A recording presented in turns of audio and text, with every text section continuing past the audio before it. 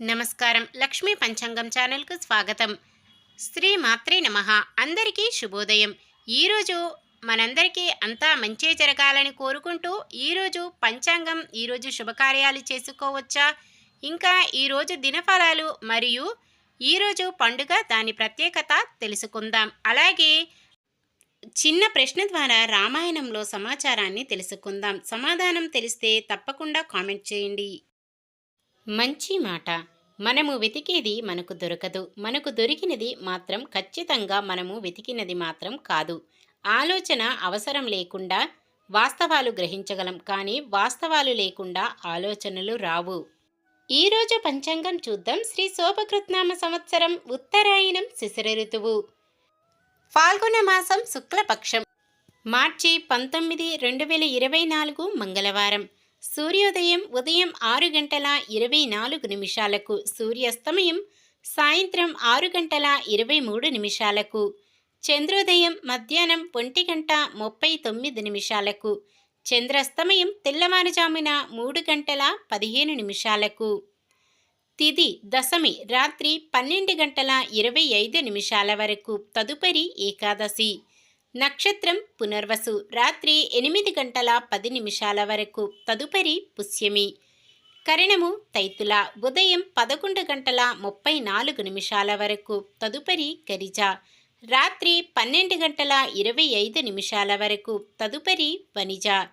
యోగము శోభనము సాయంత్రం 4 గంటల 37 నిమిషాల వరకు, తదుపరి అతిగండము.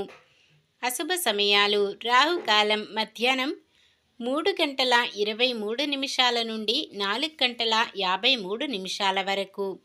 యమగండం ఉదయం 9 గంటల 24 నిమిషాల నుండి 10 గంటల 54 నిమిషాల వరకు. గుళిక కాలం మధ్యాహ్నం 12 గంటల 23 నిమిషాల నుండి 1 గంట 53 నిమిషాల వరకు.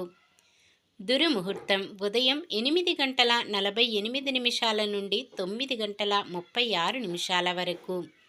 తిరిగి రాత్రి 11 గంటల 11 నిమిషాల నుండి 11 గంటల 59 నిమిషాల వరకు. వర్జ్యం తెల్లవారుజామున 4 గంటల 59 నిమిషాల నుండి 6 గంటల 45 నిమిషాల వరకు.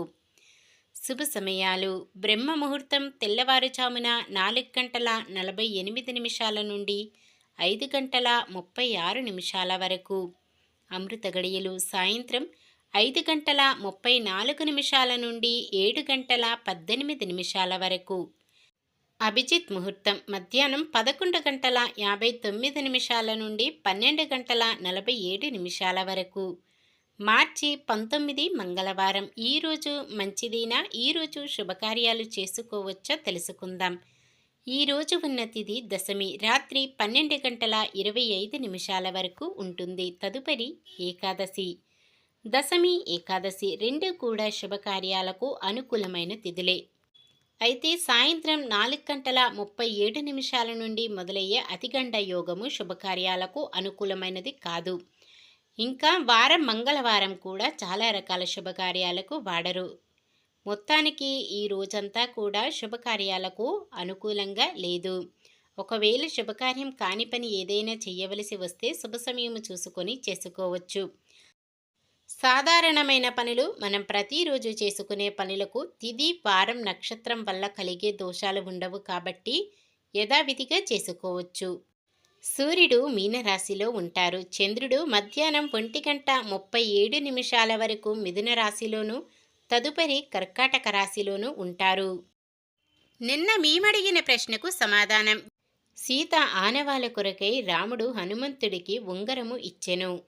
ఈరోజు ప్రశ్న: హనుమంతుడు సముద్రమును లంఘించుటకు ఎక్కిన పర్వతం పేరు ఏమిటి? వింధ్య, హిమాలయ, మహేంద్ర, చిత్రకూట? మీ సమాధానాన్ని కామెంట్లో తెలపండి. ఈరోజు పుట్టినరోజు మరియు పెళ్లి రోజు జరుపుకుంటున్న వారందరికీ ఆ శ్రీ మహావిష్ణువు, లక్ష్మీదేవుల ఆశీస్సులు ఎల్లప్పుడూ ఉండి వారంతా సుఖ సంతోషాలతో సకల సంపదలతో జీవించాలని మనస్ఫూర్తిగా కోరుకుంటున్నాను. ఈరోజు మన దినఫలాలు ఎలా ఉన్నాయో తెలుసుకుందాం. మేషరాశి కొత్త వ్యవహారాలు చేపట్టి సకాలంలో పూర్తి చేస్తారు. వృషభ రాశి మీ ఆలోచనలు అమలు చేసే నెపంలో ఆటంకాలు తొలగుతాయి. మిథున రాశి సేవా కార్యక్రమాలు చేపడతారు. పరిచయాలు విస్తృతమవుతాయి.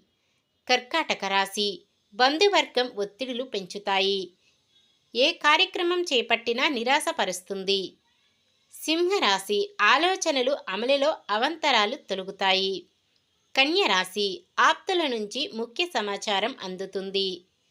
తులారాశి కుటుంబంలో మీ నిర్ణయాలకు వ్యతిరేకత ఎదురు కావచ్చు. వృశ్చిక రాశి ఆశ్చర్యకరమైన విషయాలు తెలుసుకుంటారు. ధనుస్సు రాశి అధైర్యపడకుండా ముందుకు సాగండి. మకర రాశి మహిళలు కొన్ని సమస్యల నుంచి బయటపడతారు. కుంభరాశి అనుకోని ఖర్చులు భరించాలి. ఆకస్మిక ప్రయాణాలు ఉంటాయి. మీనరాశి ఆరోగ్యం కొంత ఇబ్బంది కలిగిస్తుంది. వృధా ఖర్చులు. ఇది ఈ రోజుటి పంచాంగం. మన గ్రహస్థితి ఎలా ఉన్నా ఆ భగవంతుని దీవెనలతో మనమంతా చల్లగా ఉండాలని మనస్ఫూర్తిగా కోరుకుంటున్నాను.